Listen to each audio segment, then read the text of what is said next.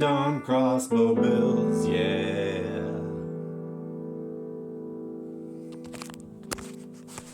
Hello world, welcome to Grim Dawn Crossbow Builds, where those are the only subjects of our conversation.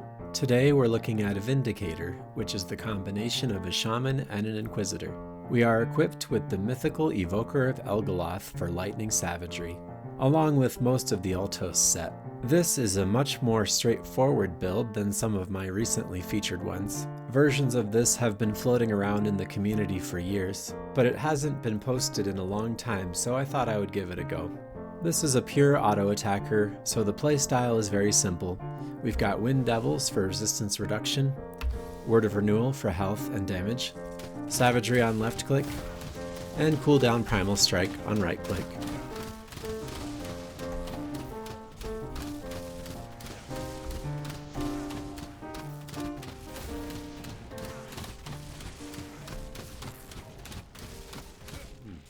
Let's look at our skills. We're mainly a shaman focused on savagery. This is at the hard cap and triggers the Hand of Ultos. The Might of the Bear transmuter is maxed out for a total damage boost and physical resistance. Tenacity of the Boar is a little bit above the soft cap with OA and health regen. And Storm Touched is at the hard cap for the full electrocute damage and attack speed. On right click is Primal Strike. This is strictly optional. We have just 1 point in the base skill and each of its modifiers, giving us an extra attack on cooldown. Brute Force is close to the hard cap for lightning damage and flat health, and its weapon pool skills have 1 point each. Feral Hunger activates Reckless Tempest. You could just as easily bind that to another weapon pool skill. And we've also got Upheaval. A lot of people don't like this skill because it bypasses your other weapon pool skills with a weaker attack when you have a crit. So feel free to leave this out. We have 1 point in Wind Devils for resistance reduction, 12 points in Raging Tempest because that scales the reduction, and 1 point in Maelstrom for damage.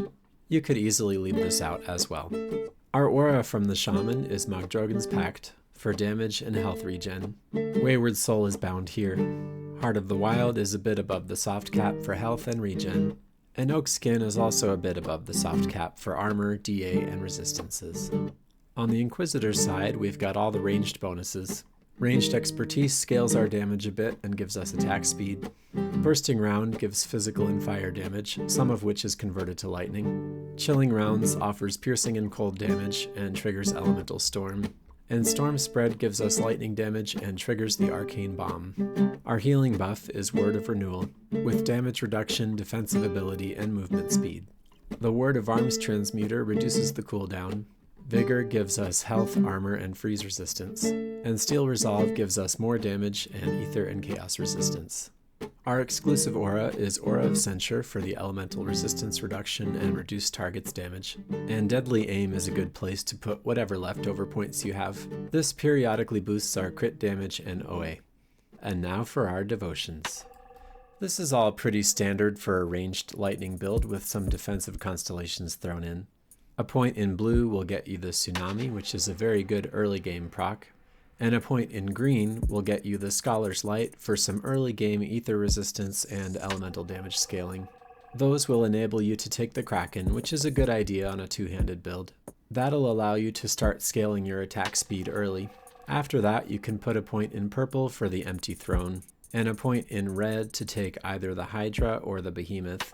We'll be taking them both by the endgame. Behemoth scales our health regen, and Hydra gives us OA, attack speed, and flat damage. After that, you'll have plenty of green points, so you can go up and take the Widow for lightning resistance reduction, as well as Chariot of the Dead for OA and a defensive proc. Your last few constellations will probably be Tempest for the offensive proc, Solemn Watcher for DA and resistances, and 3 points in Rowan's Crown for the elemental storm proc. With all of that done, you can refund Scholar's Light, Tsunami, and your points in the Crossroads, and head towards the bottom to pick up Ultos. The Hand of Ultos proc gives us a third type of elemental resistance reduction. Let's see what our items are. In the weapons slot, we have the Mythical Evoker of Elgoloth. This gives us lightning damage, OA, attack speed, buffs to Storm Spread, Savagery, and all Inquisitor skills, lightning damage to deadly aim, weapon damage to savagery, and pass through to storm spread. In the helm, amulet, shoulder, and chest armor slots, we've got the Ultos set. This buffs both savagery and primal strike, making it more feasible to use both skills. For rings, we've got simple faction gear. The Coven's Storm Seal gives us DA, attack speed, resistances, and allows us to cap Storm Touched. And the Malmoth Arcane Seal gives us elemental damage, health, attack speed, resistances, and allows us to cap savagery. We've got crafted items in the glove and boot slots. The Plague Guard grips have some attack speed on the base item, a prefix like Thunderstruck that gives lightning damage, and a suffix like of Alacrity that gives attack speed is good enough for me. Our boots are the Intrepid War Boots. The base item caps our freeze resistance, and you want to look for affixes that buff your other resistances as well.